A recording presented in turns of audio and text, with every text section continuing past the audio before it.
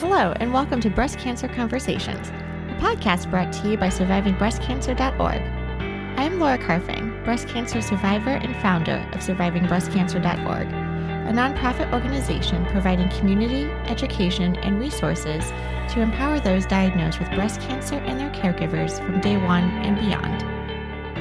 Hello, my friends, and welcome back to another episode of Breast Cancer Conversations. I am so glad you are joining us today. We are continuing our series focused on real patient experiences, and today discussing Verzenio, a medication increasingly used in hormone receptor-positive breast cancer to help reduce the risk of recurrence. Joining me today is someone very special and not new to the SBC community, our dear friend, Jen Tipton. Jen teaches our DIEP yoga classes virtually here at survivingbreastcancer.org, where she helps individuals rebuild strength and mobility and confidence after a breast reconstruction surgery. Anyone is welcome to join. If you had DIEP surgery, fantastic. If you haven't had DIEP surgery, you can still join. She is fantastic. Her classes are amazing. And you can check that all out on survivingbreastcancer.org/events. So a little bit about Jen. She was diagnosed with stage 3 estrogen-positive breast cancer back in 2021. And her treatment included chemotherapy, surgery, radiation, endocrine therapy, and 2 years on Verzenio. We also talk about the role of movement and exercise and mindset, and how that played such an important role in helping her maintain quality of life, even while managing side effects. Jen, I'm so grateful for the work that you do in our community. Thank you for being on the podcast today and sharing your story. Welcome to the conversation. Hi, Laura. Nice to see you again. So I was diagnosed with stage 3 estrogen-positive breast cancer right at the start of 2021. So my whole year of 2021, I was in treatment. I started with AC chemo and then Taxol. And then I had a lumpectomy, and then I went in later and got a double mastectomy with the DIEP flap. And that's the class I teach is for yoga for DIEP flap, anyone who's had that surgery. And then I had, 33 radiation treatments, and here I am. I know, wild. Yeah. What happened between the lumpectomy and then deciding to do the full lumpectomy, if I can ask? Well, they wanted to just go ahead and do that first. And I asked for the DIEP flap. So they said, let's just go ahead and get the tumor out, the big one. And then we're going to just go back and do the bigger surgery later. And I was like, fine, that's fine. Just get it out. So that's how they did it at Stanford over here. Yeah. So I was priority, get the cancer out, let's get it out of our body and then move on from there. Yep. And so because you were hormonal positive, what was your aftermath like? Yeah. So I remember when I was, with my oncologist, and he said, there's this new drug. It's called Verzenio, and it just recently got approved for stage 3. And he said, there are some side effects, but I really think it's worth trying. And he kind of just laid it out like that. I hadn't done any research or anything. And I said, well, I'll try whatever helps. And he said, you take it twice a day and it's a big pill. And the studies show that, its effects last for 2 years. So 2 years is when you would finish. And I was like, okay, I'll go ahead and try it. So yeah, that's what signed me up. Wow. And so is this instead of or in addition to any aromatase inhibitors and or tamoxifen? Also on the aromatase inhibitor and the Lupron injection monthly. Okay. So 3 things altogether. 3 things. Yeah. I was on an aromatase inhibitor plus the Lupron shot as well. And when my doctor told me at the time that I was going to be on these drugs for 10 years, I almost fell off the exam table. Because up until this point, you were mentioning, 2021 was your treatment year. I was I can get through, 12 rounds of Taxol. I can get through 6 weeks of radiation therapy. I can get through. There was light at the end of the tunnel. But when they said 10 years, I don't even know what I'm doing tomorrow, let alone next year. How can I be taking this pill for 10 frickin' years? What did you have a similar gut reaction when you were being prescribed some of these medicines? Yeah. And I joined some support groups and talked to a lot of women, and people do different things. People make different decisions, but I'm one of those people, if I can handle it, I'll just take it as long as they want me to. 10 years seems like a long time, but it's already been 4. Wow. Amazing. And I know women who are 7 years out and they're like, 3 more years. And I'm like, time doesn't fly, but it does pass by. And, we'll get there. I was on the aromatase inhibitor plus Lupron. And then because I had a DEXA scan show that my bones were becoming more brittle, which I know when we deplete our bodies of estrogen, we can become osteopenia or osteopenic, which was my case. So my doctor decided to move me over to tamoxifen for some time. And I actually completed a total of 7 years on endocrine therapy. So I Right. will be your light on the other end because there is a Oof. day where they were like, oh, we could stop now. And studies were coming out based on my staging. I was 2B. I know you mentioned that you were stage 3, but the tumor size, location, all of these things, they were like, there is really no evidence of additional benefit between year 7 and year 10. So if you Nice. want to go off, you can. And I was like, well, isn't this a great option to have? But yes, I never thought I was going to get to that day, right? Of like being told I don't have to take these pills anymore. But I was very much so in a similar mindset of, you know what, we'll chalk it up. We'll deal with the side effects. Well, we want to keep the cancer at bay. So I am excited to hear, though, that in addition to all of this that you're on, you are adding Verzenio to this like maintenance plan, I'll call it. So Uh-huh. it's a pill that you're taking twice a day. Do you have like a schedule? Do you take it like mornings, evenings, lunch, evenings? Like how do you decide when to take it? So I took it the end of 2021. I was going on vacation to Hawaii, and he Mm, said, start after vacation.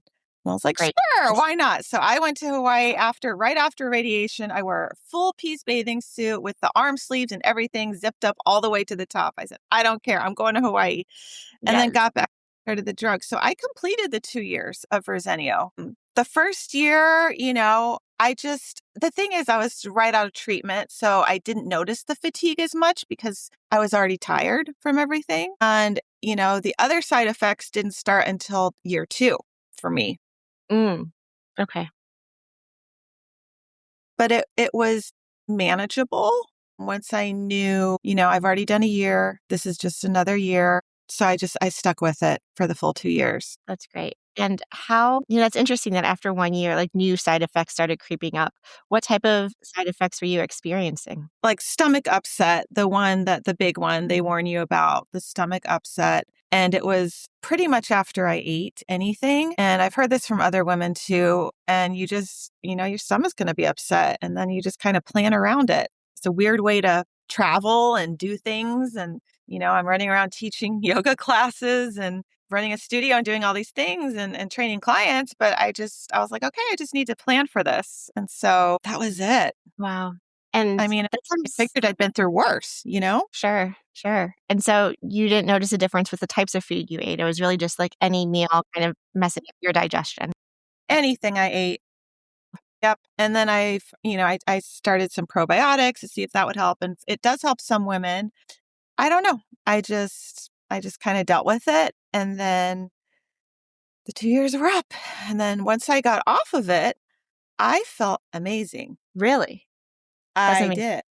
Tell me. I I had so you don't notice how you feel until you either feel really good or really bad, right? Mhm. And I just was like, wow, I have so much energy. My head is clear. I just wasn't wiped out all the time. And I was taking it in the morning and in the evening. And I would take it, when I was traveling, and I would just take my little, the big cardboard box. That's a huge waste of packaging. Isn't that amazing how, like, once you stop something, how you can just feel better and you're in it, right? So you don't necessarily realize like, oh, there's just these side effects. But I also think, and this happened to me, and I don't know if it's just like a female trait or the situation, but I'm just like, oh, this is just how life is. This is just how I Uh, feel now. And it's mhm. not until you start taking and eliminating some of these things that are causing the fatigue or the tiredness or the foggy brain, that you're like, wow, I didn't realize how bad it was when I was in the thick of it until Yep. it changed. Yep. So I'm excited for my 50s because, hey, once I'm off all these drugs, I'm going to feel fantastic. Oh, it's something to look forward to. I love that. Yeah. I know, and it's so hard. You and I are very similar in that sense of like, being thrown into what I call medical menopause, being on the Lupron shot, having to take these pills. There, I guess, like any like mental side effects in terms of having to take an aromatase inhibitor or one of these Verzenio CDK4/6 inhibitors on a daily basis. For me, I know it was like, okay, I'm going to take this every day because it's like keeping the cancer at bay. But then at the same time, it reminded me every morning that like, oh gosh, I had cancer and now this is just like part of my life. I was like this dichotomy of like, you're helping me, but you're also like driving me crazy. Yep. Same. I mean, the Verzenio I think was worse because it's this big yellow pill. But after treatment, I think there's that fear, that just this fear is still there. It doesn't go away. It lingers. I think it's almost worse because you're not in chemo anymore and nothing's happening and you can't keep track of anything. So it actually gave me peace of mind to know that I was taking this really powerful drug that would like shrink tumors or keep them away. And I thought, okay, it gave me peace of mind in that sense. Yeah. So, what Yeah. advice do you have for anyone who's listening and they might not be at the 2-year mark yet and they're dealing with all of these like GI issues and stomach upsets and tiredness? Like words of wisdom, advice, or sanity can you leave them with? I would say just keep moving. I mean, when I worked out, exercise, walking, yoga, whatever you like, okay? Whatever you like to do that keeps you moving, that does help. It does boost your endorphins, it boosts your energy level, it keeps the blood flowing. Stay hydrated and eat clean. Fatty foods, greasy foods, things like that, it's just worse. It makes everything worse. It gives you more of a tummy ache. And so just it's a good habit to get into anyway is cleaner nutrition. So Yes. find what food you like and, just add more of that. Eat the rainbow, eat your fruits and veggies, eat stuff you like. Yeah, Yes. that helps a lot. Excellent. I was hearing that some side effects could also include like shortness of breath, or I was talking to another woman who had this like persistent cough and she thought it was just allergies. Did that ever enter into how you were feeling at all? I didn't notice. I just noticed the fatigue that I was, teaching indoor cycling classes and working out. And so shortness of breath, I'm like, you know what? If I'm going to be short of breath, I would rather it be because I'm making myself short of breath. And the same with the aches and pains. I'm like, if I'm going to be sore, I might as well be sore from lifting weights. It gives me this sense of empowerment that if I'm going to be sore anyway, might as well go for it. I did Uh-huh. notice the brain fog lifted after I was done. And it's really interesting because we're thrown into menopause. So you're like, is this chemo brain? Is this menopause brain? Is it mom brain? Right? What's happening? I don't know, but I don't know why I'm in this room right now. I don't remember what I was supposed to do. I still write everything down. I still put everything in my calendar. I still double confirm. And I don't know if I'm going to be like that forever, but I did notice after the Verzenio, I'd say almost immediately, like the next month, I just felt clear, like more clearer. And I Yes. was like, it's like the light got brighter a little bit. Yeah. I'm sure And we've I just like had more energy.